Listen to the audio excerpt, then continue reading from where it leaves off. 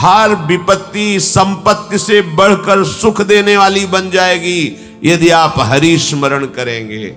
और हरि को भूल गए तो हर संपत्ति भारी विपत्ति बन के तुम्हें दुख देगी। देख लो, कोई भी संत महात्मा चमत्कार दिव्यता ये तुम्हारे दुख को निवारण नहीं कर पाएगी।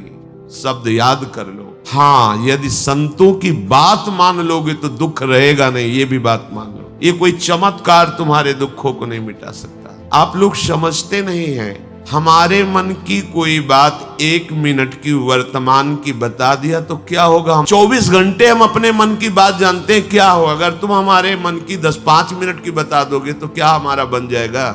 बात तो तब बननी है जब हमारे मन की चाल को तुम जानकर मन को भगवत चरणारविंद में समर्पित कर दो। अब इसमें चाह ही न रह जाए, इसके लिए सब हाथ उठा देंगे और यही कहेंगे हरि भजो, राम भजो, कृष्ण भजो, क्योंकि ये किसी चमत्कार से नहीं होता, ये केवल भजन से होता है।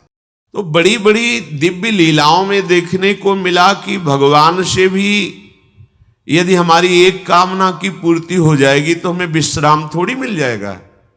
बहुत सी कामनाओं के जाल लगे हैं, एक बात पूर्ण कर लो, सब कुछ पूर्ण हो जाएगा। प्रभु से प्रभु का प्रेम मांग लो। तो भगवान प्रेमाधीन है। जब भगवान तुम्हारे अधीन हो गए तो अब तुम्हारी कोई कामना बाकी नहीं रहेगी। सही पूछो तो जिसे भगवदानंद की प्राप्ति हो जाती है उसमें कामना का स्फुरण ही नहीं होता। जब तक ये कामनाएं हैं तब तक शांति नहीं है। जो अशांत है उसे सुख कहां मिल सकता है। अशांतस्य कुतः सुखम।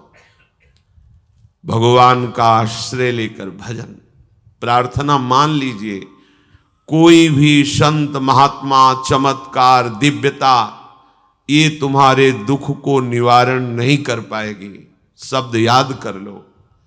हां, यदि संतों की बात मान लोगे तो दुख रहेगा नहीं, ये भी बात मान लो। ये कोई चमत्कार तुम्हारे दुखों को नहीं मिटा सकता।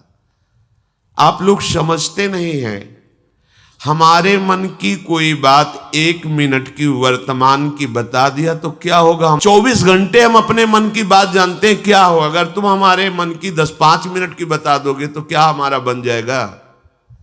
बात तो तब बननी है जब हमारे मन की चाल को तुम जानकर मन को भगवत चरणारविंद में समर्पित कर दो। अब इसमें चाह ही ना रह जाए, इसके लिए सब हाथ उठा देंगे और यही कहेंगे हरि भजो, राम भजो, कृष्ण भजो, क्योंकि ये किसी चमत्कार से नहीं होता, ये केवल भजन से होता है। और जब तुम्हारा मन आनंद समुद्र प्रभु में लगेगा तो किसी कामना की चाह ही नहीं रह जाएगी।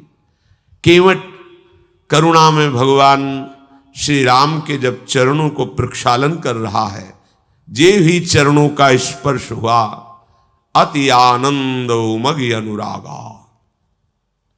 अति आनंद अनुराग का ऐसा उमगन प्रभु दे रहे हैं तो प्रभु से कह रहा अब कछुनाथ न चाहिए मुझे, आपसे भी नहीं चाहिए, मिल गया। अनंत जन्मों से जिस आनंद की खोज कर रहा था जगत में, समय नष्ट हुआ। हे जगदीश, आपके चरणों का स्पर्श हुआ, आज वो प्राप्त हो गया, अब कछुनाथ न चाहिए मोरे। एक ही बात तुम्हारे हृदय में बैठ जाए कि हमारे दुखों के छूटने का एकमात्र उपाय भगवान का स्मरण। भगवान व्यास देव जी कह रहे हरि स्मृति सर्व विपद विमोक्षणम। कोई भी विपत्ति ऐसी नहीं है जो भगवान का स्मरण करने वाला जीत ना पाए विपत्ति को। विपत्ति उसे परास्त नहीं कर सकती। हर विपत्ति संपत्ति से बढ़कर सुख देने वाली बन जाएगी यदि आप हरि स्मरण करेंगे। और हरि को भूल गए तो हर संपत्ति भारी विपत्ति बन के तुम्हें दुख देगी। देख लो, महाभागवत शिव स्वरूप हनुमान जी महाराज कह रहे, कहा हनुमंत विपत्ति प्रभु सोई, जब तो सुमिरन भजन न होई। ये ज्ञानी नाम अग्रगण्यम है, बुद्धिमताम वरिष्ठम है, इनकी बात मान लो। ये गुरु स्वरूप हैं, भक्ति के दास भाव के आचार्य हैं। कह रहे हैं कि वही विपत्ति है, वही महान दुख में फंसा देने वाली बात है जब भगवान को भूल गए।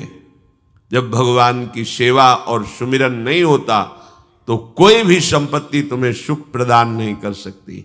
भगवत विमुख को यहां से लेकर ब्रह्मलोक तक कहीं सुख का अनुभव नहीं हो सकता, और भगवत स्मरण वाले को नरक में भी दुख नहीं हो सकता। इसीलिए आचार्य चरण कह रहे हैं, हरिवंश महाप्रभु, यत्र यत्र मम जन्म कर्म भीर नारके परमे पदे अथवा राधिकारत निकुंज मंडली तत्र तत्र हृदय में विराजताम। हे प्रियाजू, चाहे मुझे कर्म के अनुसार नरक में रखो, स्वर्ग में रखो, परम पद में रखो, इसकी मेरी मांग नहीं है। मेरी मांग है कि मधुर मधुर स्मृति आपकी होती रहे और आप अपने रास परिकर के सहित मेरे हृदय मंडल पर विराजमान रहे। अब चाहे नरक रखो चाहे परम पद, दोनों एक ही बात है। परम पद और नरक एक ही बात हो गई, क्योंकि प्रियाजू का स्मरण चल रहा है, प्रियाजू की रूप माधुरी बसी हुई है। आज तक कहीं कोई ऐसा प्रमाण नहीं मिला कि भगवत विमुख सुखी हो गया हो, कहीं नहीं प्रमाण मिला। हम जो भोगों की तरफ लालायित होते हैं, हमारे तो माने हुए बहुत छोटे भोग हैं। इतिहास में जब पढ़ के देखते हैं कि चक्रवर्ती सम्राट और जिनकी सैया पर उर्वशी जी विराजमान है, उनको भी तृप्ति नहीं हुई, पागल होकर विषयों की तरफ भागते रहे और हा हा खाए।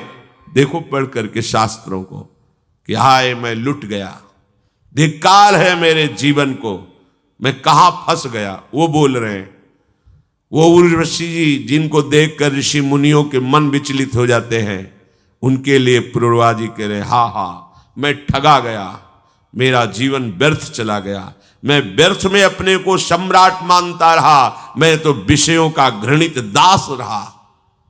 कोई भी कहीं भी कैसा भी, जब तक आप प्रभु के चरणों का आश्रय लेकर भजन नहीं करेंगे बात नहीं बनेगी।